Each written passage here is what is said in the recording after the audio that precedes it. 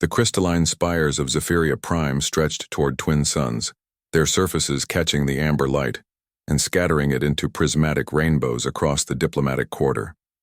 Commander Helen Rodriguez adjusted his dress uniform one final time, the weight of humanity's first interstellar peace treaty heavy on his shoulders. 3 years of negotiations had led to this moment, and he couldn't afford to mess it up. Remember, the Zephyrians value directness above all else, his aide whispered as they approached the towering embassy doors. No human pleasantries or small talk. State your business and mean it. Helen nodded, though his mind wandered to the intelligence briefings he'd studied obsessively. Princess Elsa Mortharin, heir to the Zephyrian throne, was described as brilliant, uncompromising, and utterly alien in her beauty. The few holographic records showed a being of impossible grace, translucent blue skin that seemed to contain starlight, flowing silver hair that moved like liquid mercury, and eyes that held the depth of nebulae. The massive doors swung open, with a sound like singing crystal, revealing a chamber that defied human architectural understanding. Gravity seemed optional here, with walkways spiraling through three-dimensional space, connecting platforms that floated without visible support. And there, on a dais that slowly rotated in the chamber's center, stood Princess Elsa. The briefings hadn't prepared him for the reality. She was tall, nearly 7 feet, with 4 arms that moved in perfect harmony as she reviewed what appeared to be holographic documents. Her skin did indeed contain what looked like captured starlight, tiny points of luminescence that pulsed gently beneath the surface. When she turned to acknowledge his arrival, Helen felt his breath catch. Her eyes weren't just deep. They were literally filled with swirling galaxies, miniature spiral arms turning slowly in pools of cosmic darkness. When she spoke, her voice had a harmonic quality, as if multiple tones were perfectly synchronized. "Commander Rodriguez of Terra," she said, her command of human language flawless despite the musical quality. "You arrive precisely on schedule. This speaks well of your species' reliability." "Your Highness," Helen replied with a formal bow. "I bring greetings from the United Earth Alliance and hope for a lasting peace between our peoples." Over the following days, negotiations proceeded with surprising smoothness. The Zephyrians needed access to rare metals found in human space, while humanity required advanced crystal matrix technology to solve their energy crisis. But Helen found himself increasingly distracted by Princess Elsa herself. She was nothing like the cold, calculating alien aristocrat he'd expected. During breaks in formal discussions, she would ask thoughtful questions about human culture, philosophy, and art. She seemed genuinely fascinated by concepts like music, created through breath rather than harmonic resonance, or the idea of reproducing through just 2 genetic contributors instead of the Zephyrian requirement for 5. "Your species puzzles me," she admitted during one such conversation, as they walked through her private garden.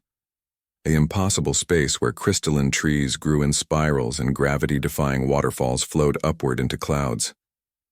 "You are so chaotic, unpredictable, yet you've achieved interstellar flight in mere centuries.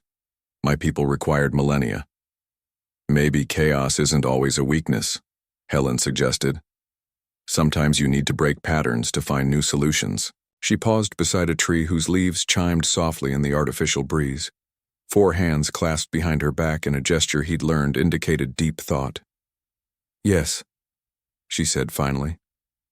"I am beginning to understand this." As the days turned into weeks, Helen realized something was happening that had never been accounted for in any diplomatic protocol. He was falling in love with an alien princess. Not just attracted to her otherworldly beauty, but genuinely connected to her brilliant mind, her dry sense of humor, and the way she challenged everything he thought he knew about communication and connection. But it was impossible, of course.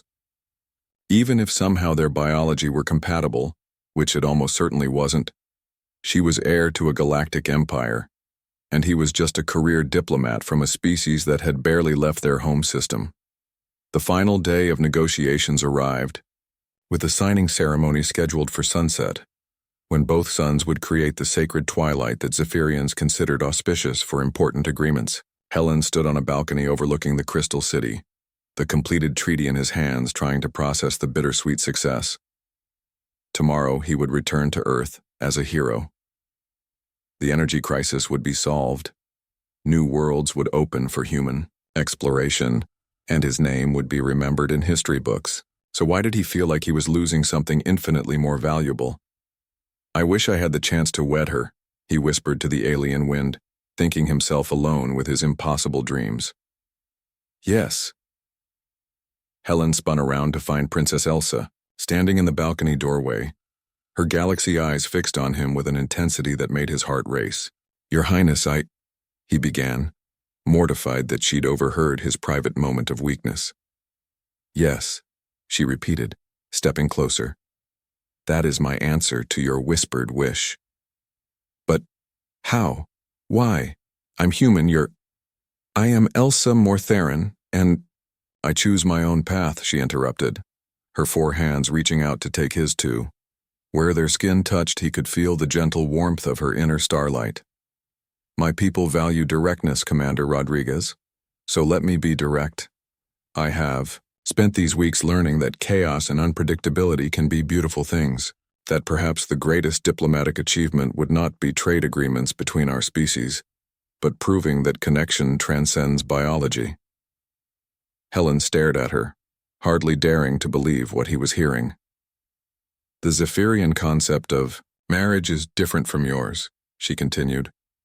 "It is a political alliance, yes, but also a melding of minds and purposes. If you are willing to learn our ways as I learn yours, if you can accept that our children might be something entirely new in this galaxy."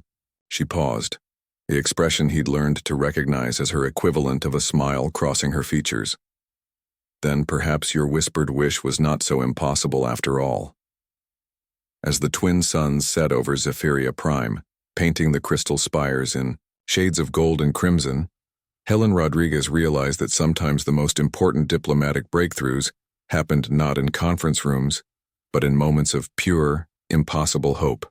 "Yes," he whispered back, and meant it with every fiber of his being. The peace treaty would be remembered as humanity's first step into the galactic community. But the marriage that followed, the unprecedented union between a human diplomat and an alien princess, would be remembered as the moment 2 species learned that love, like chaos, could break any pattern and create something beautiful and entirely new.